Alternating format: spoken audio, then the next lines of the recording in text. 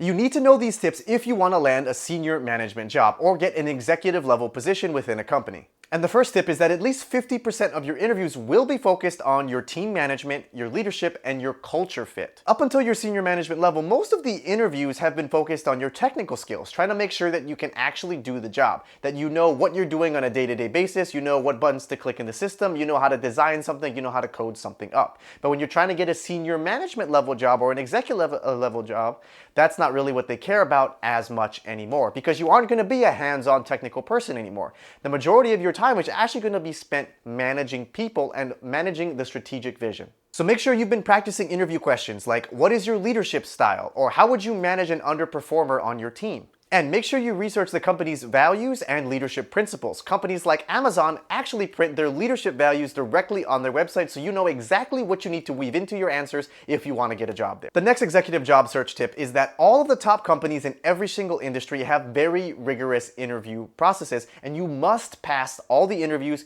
if you want to get a job. Why I'm telling you this is because some people believe that if you have a really strong referral by someone else in a leadership position at that company, your interviews don't really matter, because it's all about the people that you know. But this simply isn't true, because all the top companies in every single industry for these executive and senior management roles have tons of candidates and options to choose from. You're not the only person who has a strong referral. So even if you know the CEO, you still need to practice your interviewing skills. So why even bother getting a referral if it's not going to help you automatically get a job? Well, getting a referral will get your resume in front of a recruiter. It'll probably double your chances of getting an interview. It'll maybe even help you switch industries or switch domains, which would normally be a requirement for these executive level positions, but you're able to skip that because someone has vouched for you. Sometimes a really good referral can actually get you an extra interview just in case you bombed one of your interviews. So you should never assume that the job is already yours. You're still gonna have to make sure that your interview skills are top notch and you're giving the best answers possible. So how do you give the best interview answers when you're applying for these executive level roles? Well, you need to know that for executive level positions, companies typically only hire people who are the exact fit for the exact job that they want.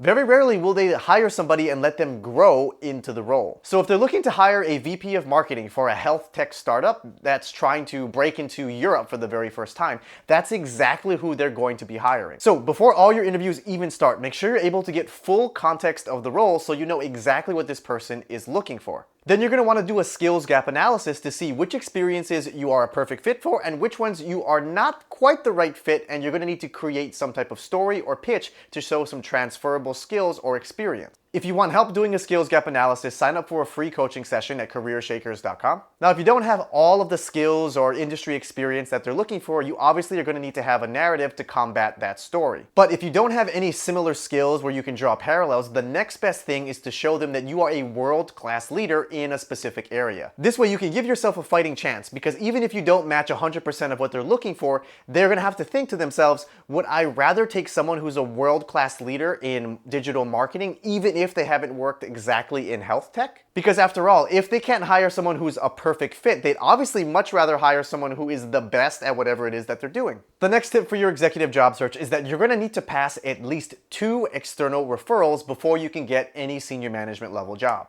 And most of the time, companies are going to want to make sure that your references are at least one other executive at the same level as you and at least one former manager to talk about what you were like as their subordinate. So make sure you know exactly who you're going to use for your reference checks, and make sure you aren't over embellishing yourself in your stories or taking a little bit too much credit for a project that may not entirely be yours, because you don't want this to come back to bite you when they're doing the reference checks and asking about some of the work that you did. I actually know an executive who got caught lying doing one of their reference checks when we mentioned that there was this really amazing project they had done and they wanted to get a little bit more context on it, and their reference actually told us that that wasn't their work and they were taking credit for somebody else. Now, if you really want to amp up your job search, don't be afraid to utilize executive search firms. This is going to be super helpful, especially if you are looking to work at a senior level role in a startup, because all of these smaller companies can't afford to have executive recruiting teams in-house. So they will hire these executive search firms. If you want to know which executive search firms are best for you, you can simply do a Google search by typing in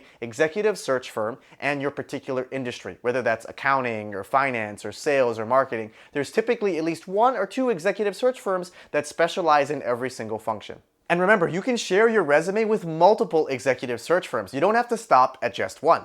Now, the big reason why a lot of people are afraid to use executive search firms is because there's a misconception that when you get hired, you're going to have to give up part of your payment to that recruiter that placed you there. But in actuality, it's the company who hires you that has to pay a placement fee to the recruiter that has hired you. So it doesn't affect how much money you are going to make. In fact, the recruiter who gets you a job at that company gets a percentage, usually, of how much money you make. So they're actually incentivized to help you maximize your offer.